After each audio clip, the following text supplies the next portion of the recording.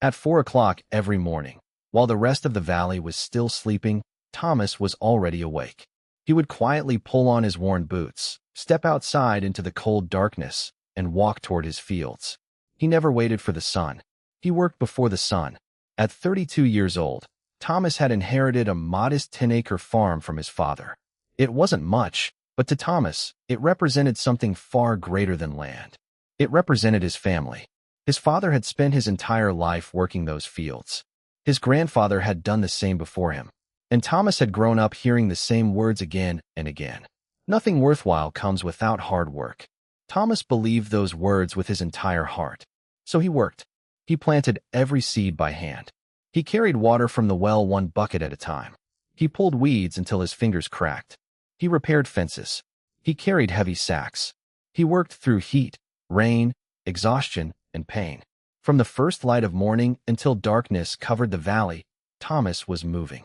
And when his body begged him to stop, he refused. His hands became rough and scarred. His back hurt constantly. His knees ached. Some nights, he was so exhausted that he fell asleep before finishing dinner. But Thomas didn't see his exhaustion as a warning. He saw it as proof. Proof that he was doing everything he could. Proof that he was a good farmer. Proof that he was becoming successful. At least, that's what he told himself. His wife, Sarah, saw something different. One evening, she watched Thomas slowly remove his boots. He winced as he stood.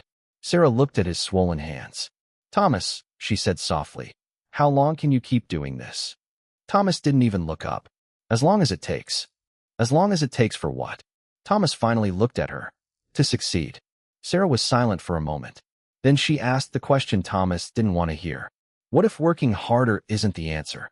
Thomas shook his head. My father worked hard. So did my grandfather. And look where that got them. Thomas smiled tiredly. Exactly. He believed hard work could solve anything. If the harvest was poor, he would work longer. If the crops were weak, he would work harder. If money was tight, he would sacrifice more. If he was exhausted, he would simply wake up earlier. Thomas had only one answer for every problem. More effort. But there was a problem. His farm wasn't improving. Despite working almost twice as long as many farmers around him, his harvests were ordinary. His profits were small. His debts were growing. And his life outside the farm was disappearing. He rarely sat down for dinner with Sarah anymore. He barely had time for his children. He stopped seeing friends. He stopped exercising.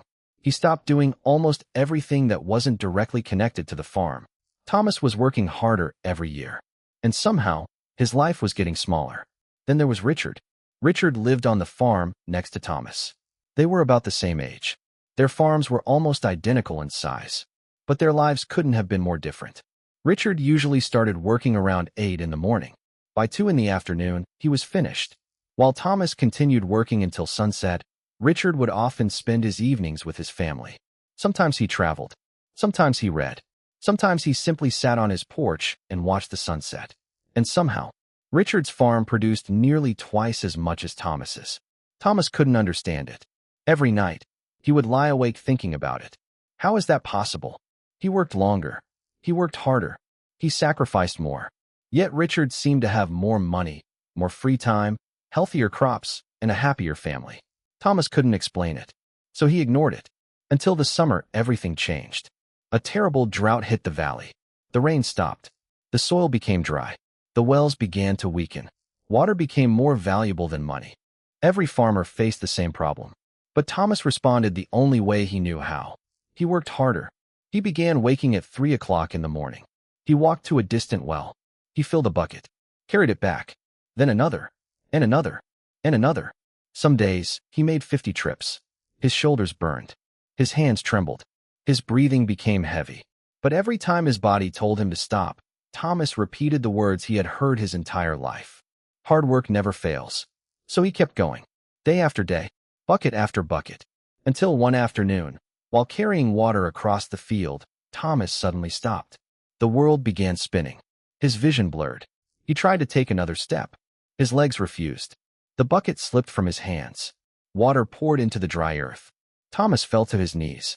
Then he collapsed. For the first time in his life, Thomas couldn't force himself to continue. Sarah found him between the rows of dying crops. At the hospital, a doctor examined him carefully. Then came the words Thomas never expected to hear. Your body is shutting down. Thomas stared at him. The doctor continued. You're severely dehydrated. You're sleep deprived. You're exhausted.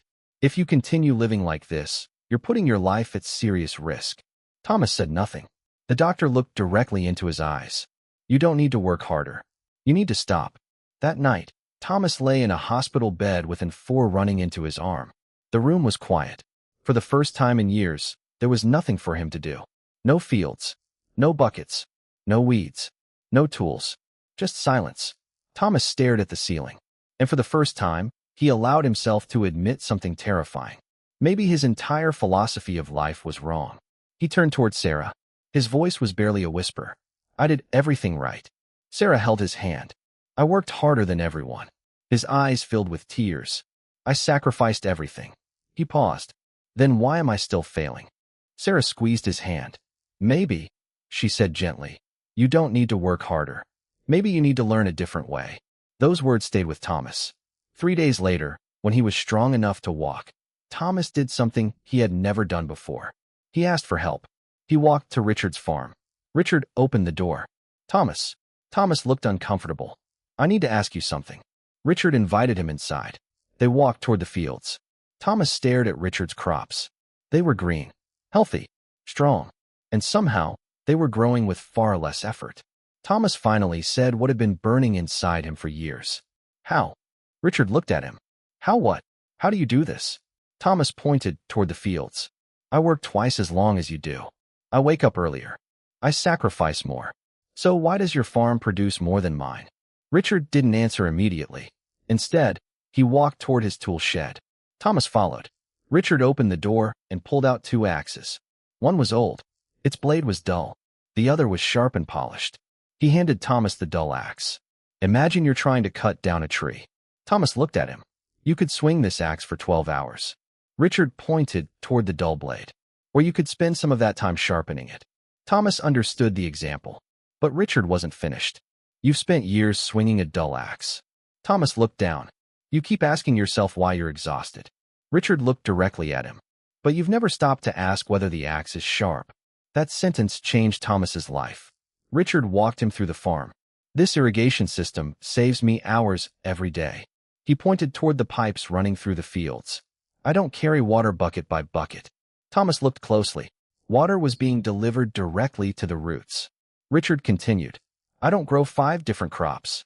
I grow the 2 that perform best in this soil and sell for the best price. Then he pointed toward a small group of workers.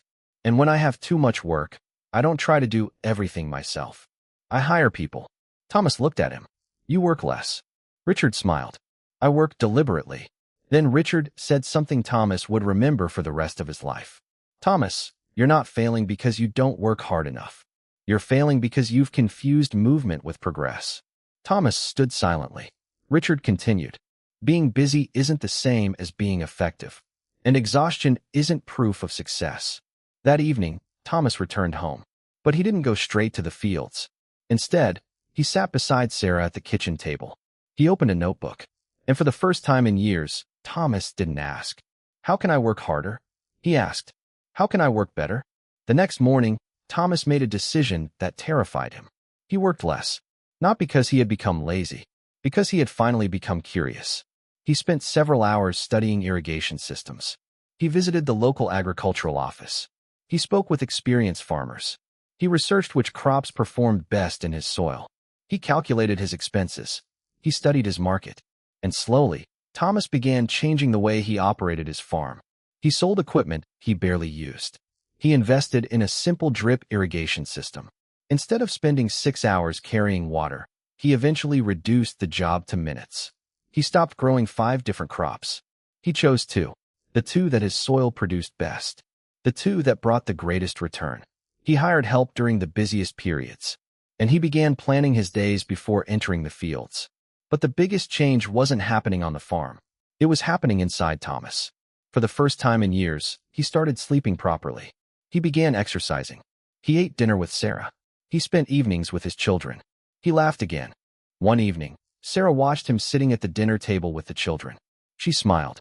I almost forgot what you looked like when you weren't exhausted. Thomas laughed. So did I.